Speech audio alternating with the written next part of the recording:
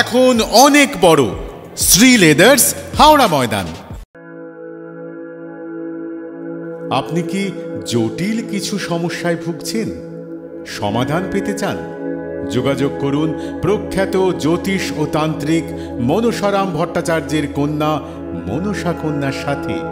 প্রখ্যাত জ্যোতিষ ও তান্ত্রিক মনসা কন্যা হাওড়া জানবাড়ি ও হাতিবাগানের নিজস্ব মন্দিরেও বসেন। যোগাযোগ 9830106967 আর 9239655323।